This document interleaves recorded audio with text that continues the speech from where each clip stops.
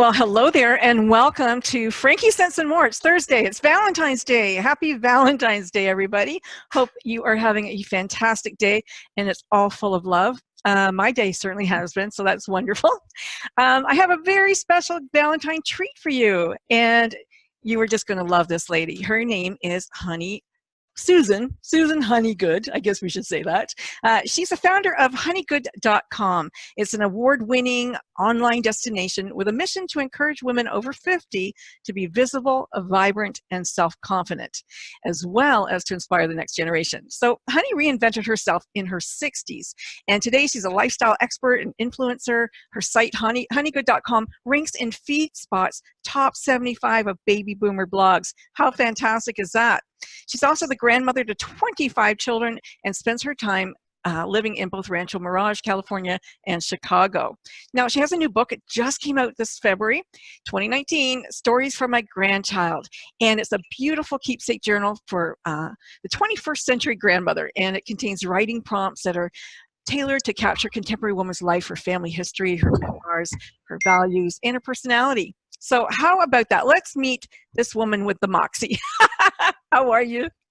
I'm wonderful. And happy Valentine's Day to you. And happy Valentine's Day to you and to all our listeners. I love that, I went on your site this morning and it started off with how to put red lipstick on. Oh, I love my red lipstick. I wear my red lipstick too because I love it. And I think there comes a point, where you can really wear it well when you get to be our age. I think so. Yeah. I agree with you. Yeah. So I'm really excited about your reinvention. What were you doing before your reinvention? Before my reinvention, I was very, very busy. And one day I woke up and decided I didn't like the busyness I was busy doing. And I decided to look for a new purpose. I was a grandmother, which I do love, a wife, a mother. I was with my girlfriends. I love being with my girlfriends, and I believe women need women. Mm-hmm. But I was restless, and I was just looking for a more fulfilling purpose. And how old were you when that happened? I was in my middle 60s, early 60s. Okay. Yeah, because I think that there comes a time, I wrote a book about it, Midlife Mojo, and that can happen at any time, where you kind of wake up one day and you go, you know what, I need more purpose. I need a deeper purpose. I need to feel something more than what I'm doing right now. And I think we all hopefully we wake up to that. So yes, that's happened for you. I think it's very important to stay vibrant and visible. And we do that when we do relevant things that make us feel good. And it's so interesting that you talk about visibility, because in my other book that I wrote in my first chapter, I said, I hit a certain age, and I think it was 50-ish, 55 maybe, where I felt invisible, where people didn't look at you anymore. And it almost didn't matter. Like I used to really care, if my makeup was done, I wouldn't go out in running shoes or anything like that. But then there came a point where, hey, nobody really cared. They didn't even look at me anymore. And that visibility, and I don't know if I was invisible because I felt invisible or I was invisible. Don't know. What are your thoughts on that? Well, my thoughts are that women pride themselves in how they carry themselves and their looks. And our society is geared toward the young. Mm-hmm. I believe that every age has a beauty. And I think that 80% of beauty is inner beauty. I found that many women, not just you, were feeling very invisible. And so it bothered me. And I thought about it for quite a while. And then I decided to put together a group of women. And that started my explosion of groups. Because as I said, women need women. And when you're in a group setting, you're able to communicate your feelings, and you oftentimes come into a marvelous answer. I think it's so exciting that you exploded the way that you did. 200,000 followers, like that's pretty impressive. I know, 250,000. Yeah, very impressive. I know. I can't believe this is happening, though I have worked very hard. But at the beginning and until the last few years, Honeygood was actually a hobby. to make me feel very visible. Right, right. Now it's a business. Oh, really? Wow. Yes, and I'm That's very exciting. excited and extremely happy because I make others happy. You do. So how are women finding you? Did they find you through your articles or the blog? Like, how did they actually say, gee, there's this Honey Good woman out there and I'm going to follow her? Well, they have found me through Facebook, Honey Good Facebook. They have found me through Instagram. They have found me through my website, honeygood.com. They have found me through friends who mentioned to them, oh, have you read Honey Good lately? And then I was very fortunate to have been written up in the New York Times last, 3 months or 4 months ago. And that really catapulted me into the limelight because women were very interested in being together and being in groups. So what was the article about? What did they write about? Well, what they wrote about was that the importance of groups. Oh, okay. And they came to me because of my group settings. The latest group that I put together was multi-generational, and that has really exploded. My first group was so incredible because the youngest was 28 Oh, and wow. the oldest was 97. Okay. And I put together this group of people that didn't know one another or casually knew one another. And 2.5 hours later, these women were sharing information. So in the meantime, I have started what is called Moxie, and it's called Be Moxie Now. And it is a group on my private honeygood.com, and it acts more or less like Facebook, but it's just between me and the girls and their friends. It's interesting, isn't it, how women can meet in a moment, just unload everything, like tell you everything about themselves. It's incredible. uncanny. Yeah. I was on an airplane not too long ago, and I found out where to buy our new pooch from a perfect stranger. That's funny. That's hilarious. Oh my gosh. Wow. It's so you've got the private Moxie group, and Moxie is a really fun name. And I heard you describe it on your website, but why don't you describe it for anyone who's listening? What is Moxie?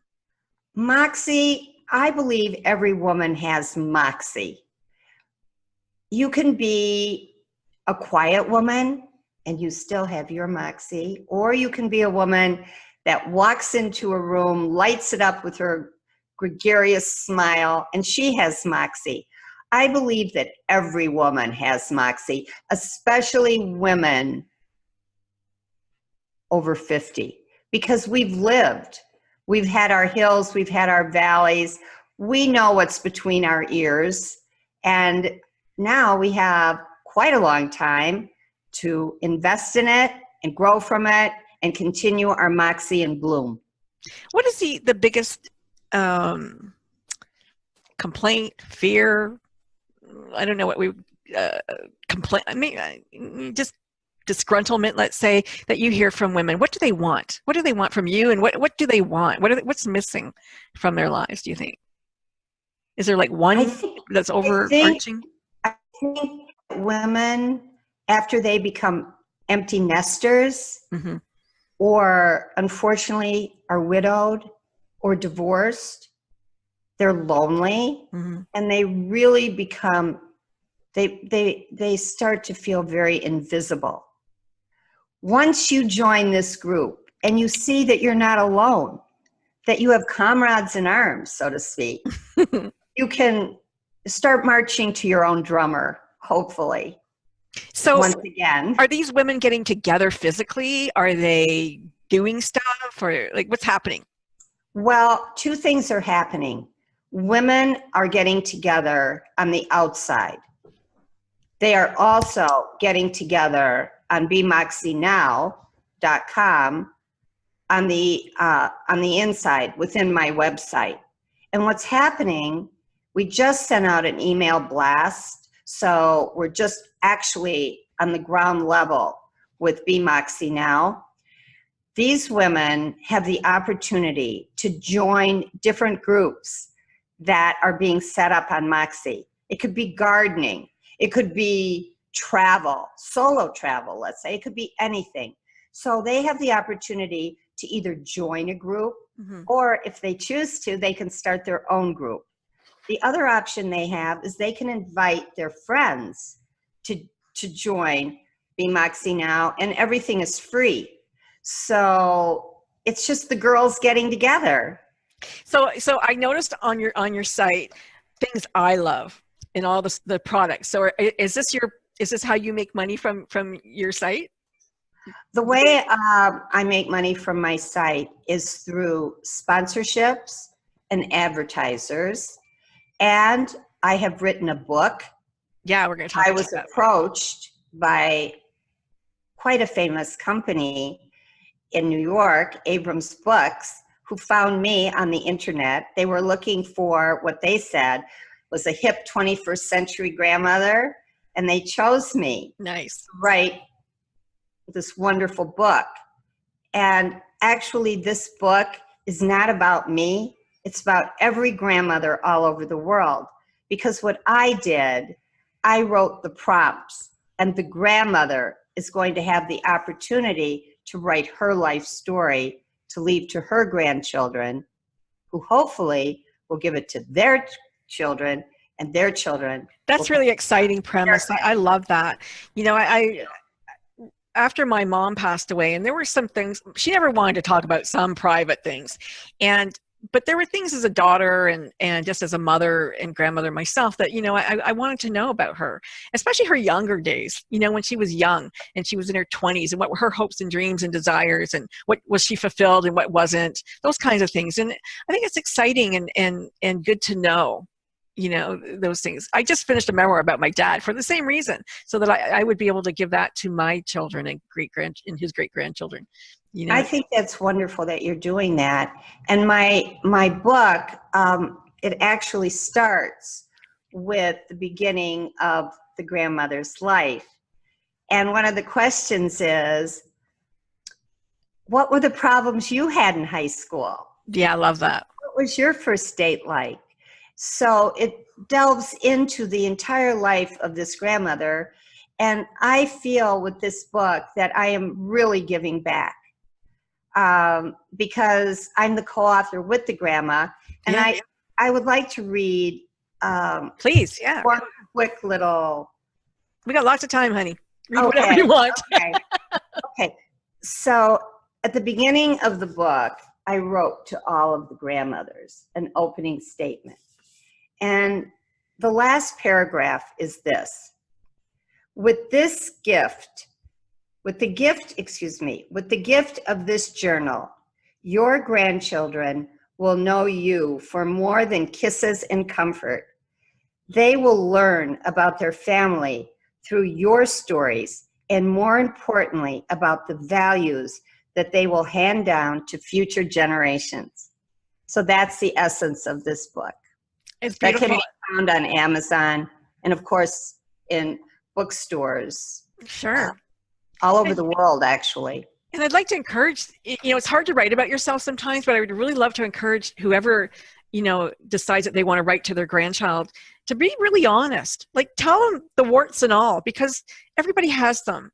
And if you gloss that over, then it's almost like, why did you bother writing this? Don't you think? I agree. And that's why on one of the pages, I said that please leave your grandchildren your message and your values. I want this to be very personal. And like you said, how wisely you said this, don't gloss over your life. Tell it like it is, because your grandchildren have had their ups and downs and their hills and valleys. And when they see that you have also, that will make them feel more secure within themselves. That Absolutely. It's part of life, right? Yeah, absolutely, is part of life. And, you know, this part of life, and I think the idea of having the group is perfect because, you know, I talked about in my other book about how when we go to high school or go through adolescence, we go through it together with all our friends. But when we go through midlife, let's say, we go through it alone. We don't have that group to maneuver with us. And because it can happen at 45 or 65, it's different for everybody. And so everybody's stage is different. They're not all going into high school or grade 9 or seniors or whatever. So it's important for us to have a group, especially because it can be so lonely, the stage of our life. Like you said, once those kids leave, we're sitting there going, okay, now what do I do? You know, you can hang around for so long, and then like you, I had to reinvent. I'm always reinventing myself in what I do. It's fun, but some people don't know how to do that. I know. They don't know how. They don't So know how. And I'll tell you what I think. I think that when you want to make a change, the most important thing that we all face is the decision. yeah, And so many of us, to include myself, are afraid of the decision process. But what I have learned through my errors is that I must not fear making a decision, because either way, I'm a winner, just like you're a winner. Because if I got it, it's great. If I don't, I learned, and I can take another path. yeah. So I advise everybody that reads me, don't just go through that decision process. Yeah. Well, Dennis Waitley says, you know, the failure isn't the undertaker, right? Right. Yeah. So, and that's the thing. Don't fear failure. It's an opportunity to learn. And I think you said that really well. Thank you. Yeah, it's so interesting that this idea of a decision. I actually wrote in my book, I said, okay, I'm going to paint a wall. I'm going to paint it pea green or fuchsia pink. You guys write to me and tell me what color I should paint it. I thought I can always repaint it. It's not, it's a decision, but it's not a life and death decision, right? Everybody was afraid to make the decision. It's true. Funny. And that goes for men too. Yeah. Yeah. It's hilarious. It's universal. It's universal. It is. But you know, everybody has an opinion.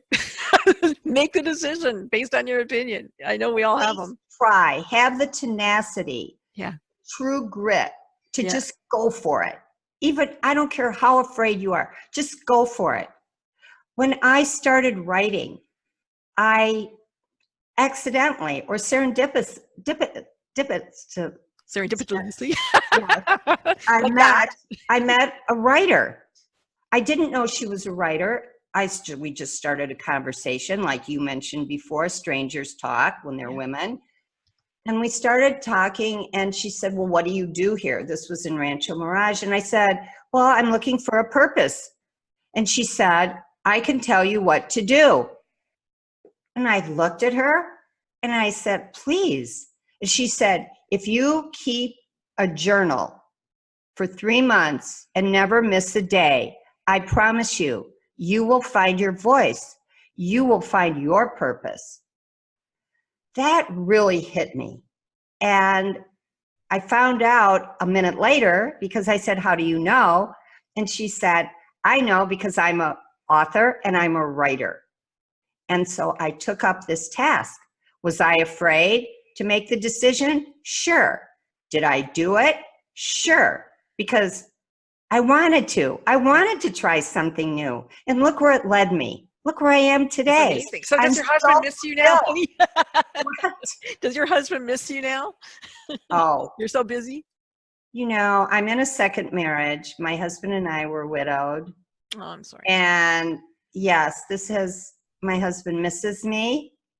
And even though we're in the house together, I find that I'm so involved with writing my stories that I'm feeling guilty, because as I write about my husband, who I call my ultimate concierge, he truly is my best girlfriend. Yeah. And so I'm very fortunate to have such a wonderful husband. And yet I'm so caught up with Honey Good that I'm having my problems finding the forest from the trees. But I love my husband, and he knows that. And he probably finds you much more interesting now. What? He probably finds you much more interesting. You've got so much going on. I think he always found me interesting. I'm sure he did. Who was Honey in high school? Who were you? Who was I in high school? Yeah, were you the leader? No, I'll tell you what. I grew up in a little town that I named Kankakee by the Sea. And it was in the middle of a cornfield. But Oh, really? I wanted to romanticize it because it really gave me so much of my true grit and who I am today, that I love Kankakee by the Sea. So I was a little Jewish girl in a family that was more than middle class. And I was living and surrounded with my friends whose fathers were blue collar workers, and they were not Jewish. So I had to try harder. I had to try harder. And what I learned, what I especially learned, was to have empathy, because I knew how it felt to be alone or left out as a young girl. On the other hand, and that has boded me well today, because I am an empathetic woman. On the other hand, I found that I had to try harder. So how was I in high school? Okay, I'll tell you. I had friends. I was on the student council. I had the lead in my junior and senior class play. Of course you did. I never was the prom queen or the Valentine queen, but I was on the court. And so I did quite well for myself in high school, but I always felt set apart. And maybe that's why today I love giving back. I don't really know why, but I felt lonely at times. Yeah. I did. I think giving back is part of the human experience, but I can identify with you, because I lived in a small little town, the only Jewish little girl. My mother had a powder blue Cadillac, and I used to hide in the back seat when she drove through town because I was too embarrassed to be seen in her car. It was so funny. What town? Oh, it's in Canada. I live in Canada. Yeah, it was Newcastle. Yeah. In Newcastle. What a pretty name. Yeah. I like that. That's funny though, eh? So we more or less had the same background. Yeah. I was thinking 10 minutes ago that would flash through my mind, is that I think you should join Be Moxie now. Okay. Be part of my group.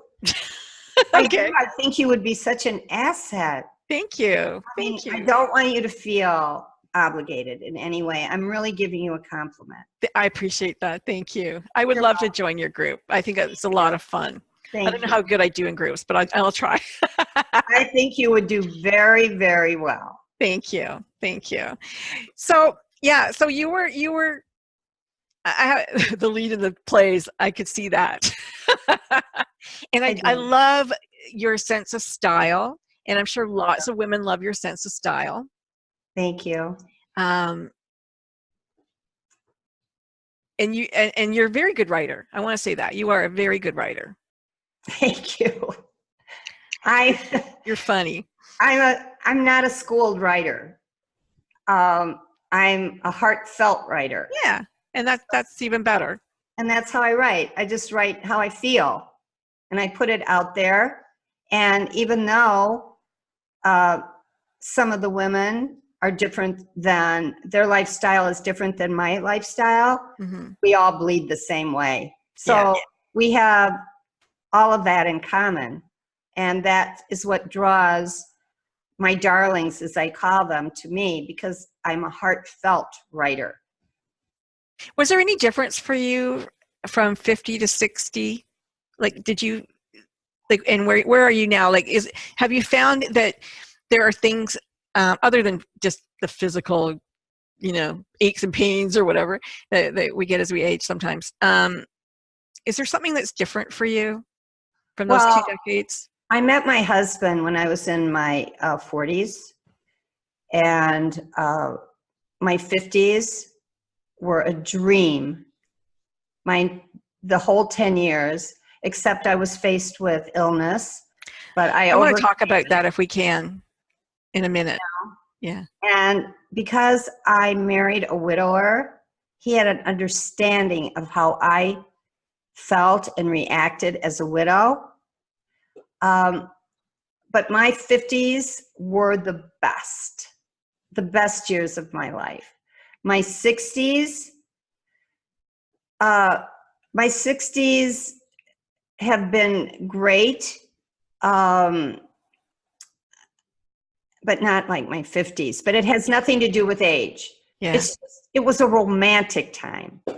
I felt my 50s were amazing too. 60s not as good as 50s, but I felt the 50s were really good. Like the new 30. I felt kind of, yeah. I agree. Now, I want to talk about your illness, but not yet. Let's talk about being a widower and widower. Because I'm remarried, but I was single for a time, and I dated a couple of widowers, and there was a shrine to the wife who had passed, and even if she wasn't perfect, she became perfect. How difficult is it? Maybe because you both had gone through it, but how difficult is it for women? I don't know if you're talking about it on Moxie or not, but it is something that you probably want to talk about. I'm really hoping someone will lead a group for widows, especially in a blended family, which we all are in blended families. Yeah. The deceased is exactly as you said. They are on a pedestal. They can do no wrong. And it can be very, very difficult for both spouses or one spouse. In my family, I'll be very open. My husband's children love me, and I love them truly. On the other side of the coin, it's been very difficult with my daughters. And my husband, he's weathered it, but this was my rule. And this is how I handled it. For all of you out there listening, my husband always came first. Yeah.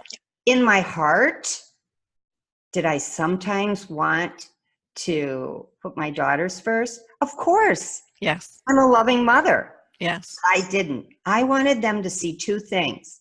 Number one, I wanted them to see loyalty between a husband and a wife, that was very, very important in any relationship. And two, I wanted them to understand that they had their life and now I have my life. Yes. And I love my husband. Yes. And that's what I did. That's how I handled it. And is it just that your daughters felt that you were disloyal to their father who had passed by remarrying? Oh, okay. I don't think they felt that. My daughters were raised in Honolulu, Hawaii. Oh. And Hawaiian families, the lifestyle, families were always together. Saturday night, you went out with other couples, but so did the kids. Mm-hmm. So when I met my husband, they missed me. Oh. And even though I tried and tried to be a good mom, nothing was good enough. And I did try. I was totally pulled in both directions. How old were they? They were in their one was in her late teens and the other was in her 20s. So they were not children. They weren't children anymore, no. But they missed me. Because as one of my daughters said, Mom, I always revered you. We were so together. Yeah, yeah. And so that was the problem. They missed me. And they got angry. And they're still angry. 20 years later. Wow. Yeah. They're married and they have children and they have nice lives, but they still feel that. Wow. That's too bad. I'm sorry for that. Thank you. I'm being very open and honest. No, I know that other mothers absolutely out there are going through what I'm going through. As a matter, my kids would kill me if I left my husband. If you what? If I left my husband, they were like, "We won't talk to you, Mom. Like, you can't go." Like they just love him so much. It's And it's not their father? No.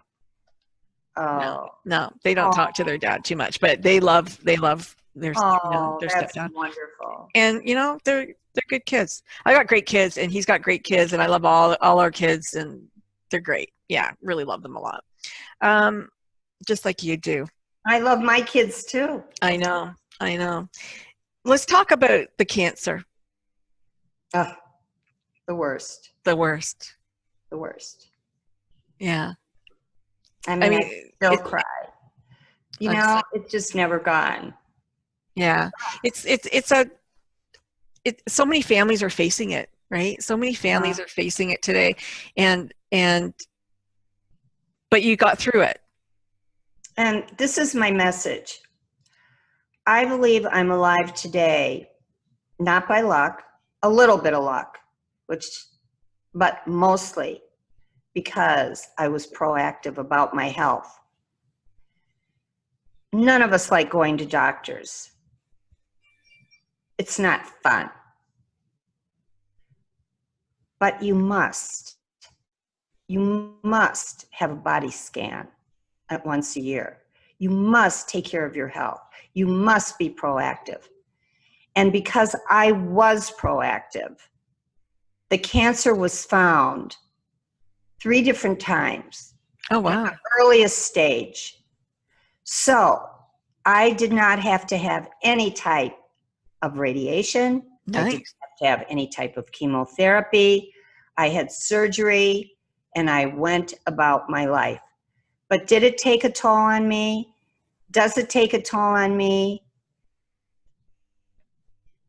Not every minute of the day, but when I know I have to have a routine CAT scan, I don't begin worrying about it a week before. I begin worrying about it a month before. It's frightening. Yeah. It's frightening. And the only control you have is to be proactive about your health. Yeah, I agree. And especially, people fear it, but man, if you catch it early, like you said, it's nowhere near as horrible as if you get it at the end and you can't do anything about it. Exactly. And in my book, Stories from My Grandchild, I'm going to put this in my book. In the proper section, I don't have a section on are you ill? Yeah. What illnesses did you have? Yeah. I don't. But in my message, one of my messages is going to be proactive about your health. You only have one life, and you want to live it and live it long. I think obstacles, come into all of our lives, and I think how you traverse them or go over under, I'm called the unstoppable because I went through some things, and it really, we don't know how tough we are. We really don't until we face adversity. And then you kind of get a sense of who you really are. Did you ever have cancer? I didn't have cancer. I didn't. I had a serious motorcycle accident where I broke lots of stuff. I was in the hospital for 6 months, and I had young kids. And so it was pretty tough time. And I divorced my husband in the hospital. I lost my job in the hospital. I was a drummer in a band. I lost the band. I was on the dragon boat team. We were going to Shanghai. That was gone. Everything. I lost everything that I self-identified with as me, except for my children. But here I am. You didn't lose your life. I didn't lose my life. And like you, I knew I had a purpose. There was a reason I didn't lose my life. And there was a reason I went through what I went through. And I knew it. And I never once questioned why me. I never said that. Not once. I knew why me. I never questioned why me either. I really didn't. Yeah. I just was fearful. It's scary. It's scary. I was in a very bad car accident too. And because I was asleep, I was thrown out of a car. Oh, wow. But I was asleep. So you were relaxed. But mine wasn't as severe as yours. Yeah. Thank goodness. Yeah. I'm facing surgery again this year because of it. And, hopefully it goes well and I get a better quality of life out of it. That'd be great. And you have your husband as support. Yeah. Yeah. And your children. Yes, I do. And I've got wonderful grandchildren who I look forward to playing with. So it's, life is good. Life is good. I know there are millions of people who have life a lot worse off than I do. I know where my dinner's coming from today, A lot of Yes. people don't. I Yeah. know. So it's is there I was going to ask you, is there any kind of a component to Moxie Women, or maybe later on, that has a charitable component, or Well, I'm looking into that right now, and I'm very taken by Gary Sinise hmm and Wounded Warriors. yeah, yeah, And not just the warriors that lose limbs, lose their eyesight, lose their minds because of injuries, but what about the wives?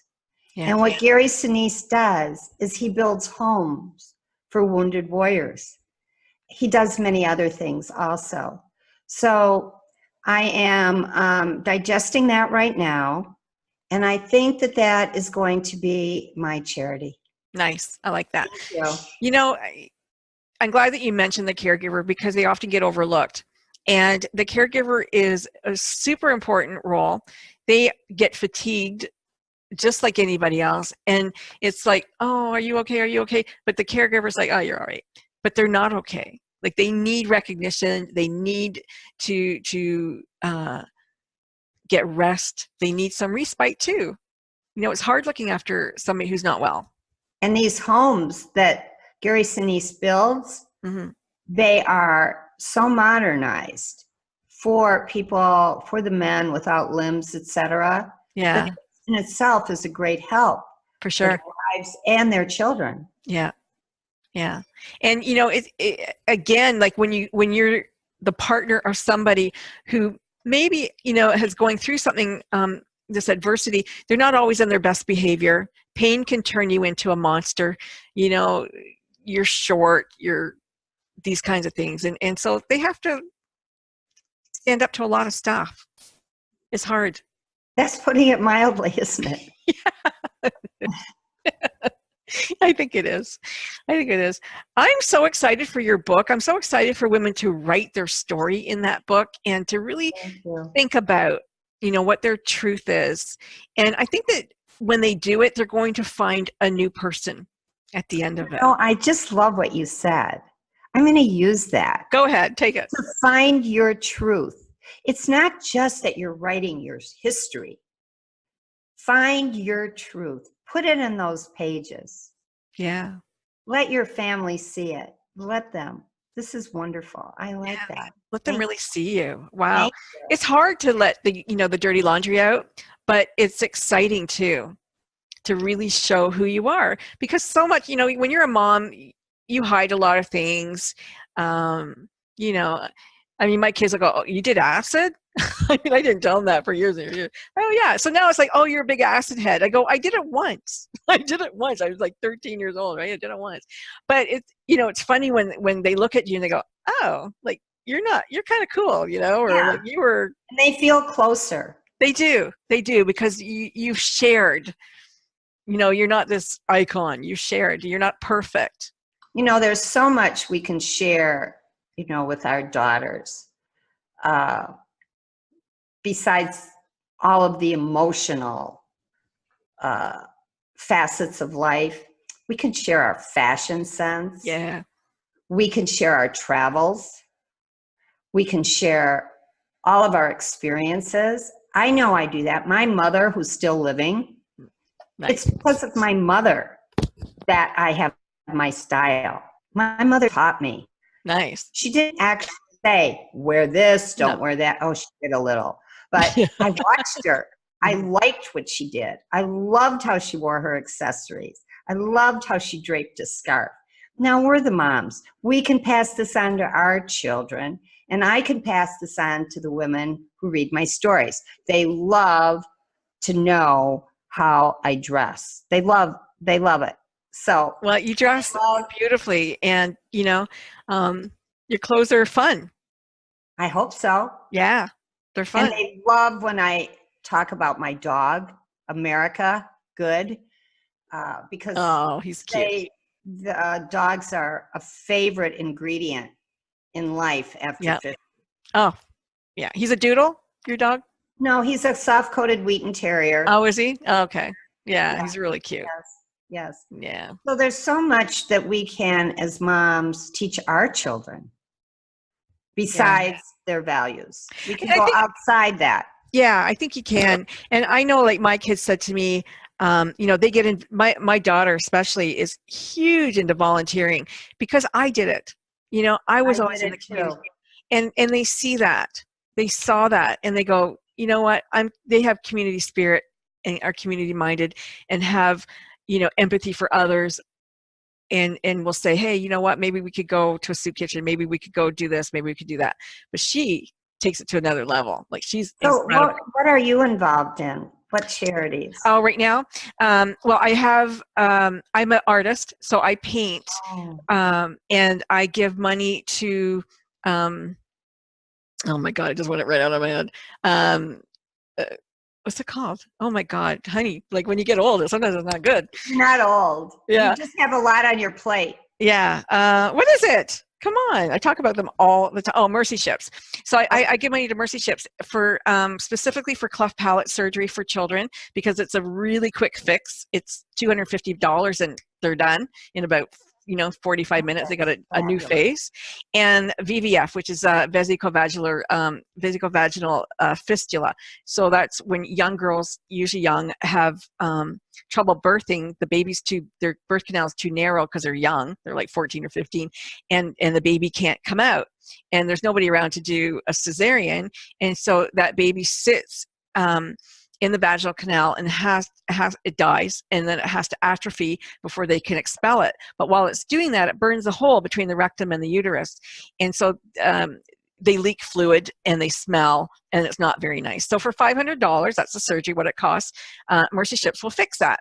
And then they're allowed back into their community, back into their home. Because imagine, like, you're married and you're thrown out of your village because you've got this horrible thing happening to you, and you're a mother and you didn't get your child.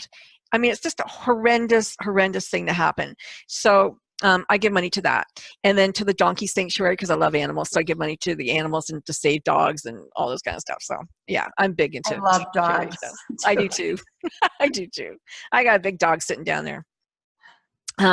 Yeah. So there's a lot of charities that I give to and belong to, and I like it a lot.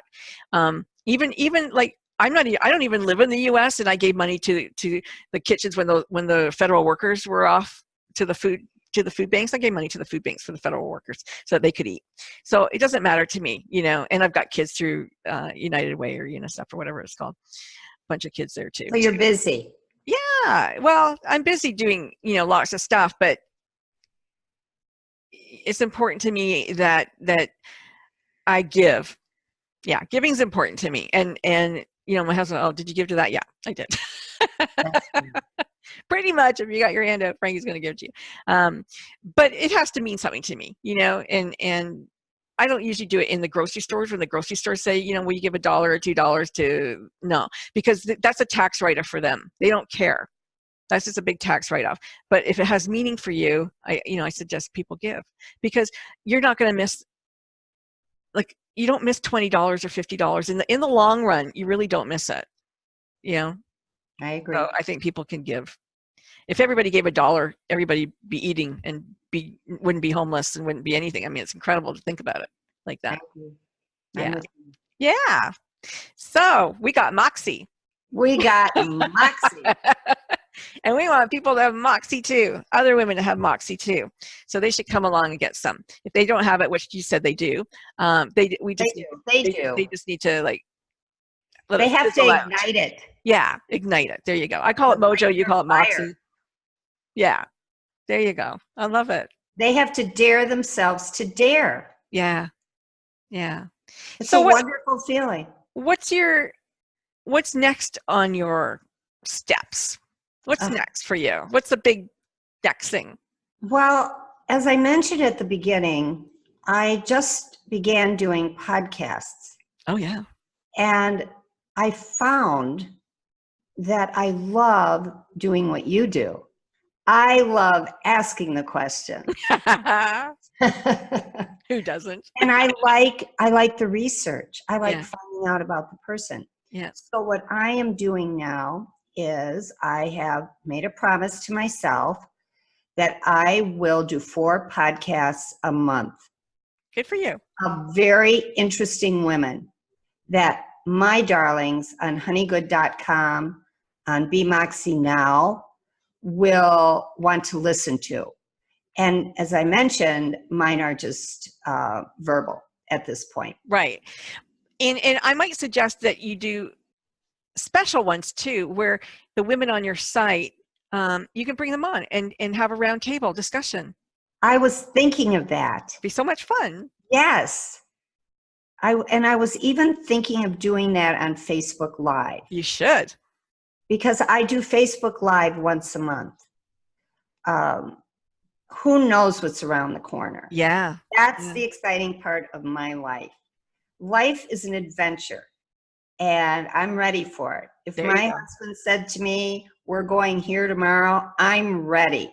If I get a call from someone, or actually an email in my email box, would you like to try this? I'm going to try it.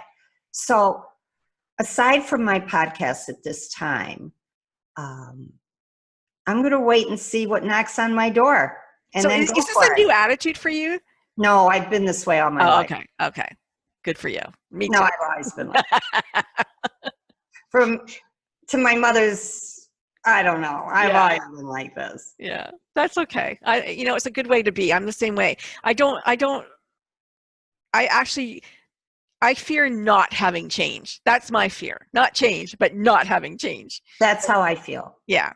If we lived in the same town, we'd be girlfriends. Oh yeah, we would for sure. But we still can be. Yeah, we definitely can be. There you go. Well, Honey Good. I want to call you Honey Be Good for some reason, but that's okay. You can. I like that.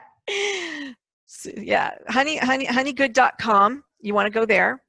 Yes. And you want to join up and become a Moxie woman. And just read these articles. These articles are fun.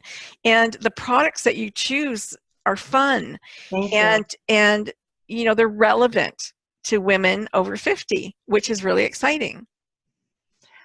With my Be Moxie Now, the best way to become involved or to at least look at it is you can go to honeygood.com, and on the home page there's a prompt where you can fill in your name, email address, etc., and it will take you into the site and you will be able to register. Or you can go to www.bemoxienow and do the same thing.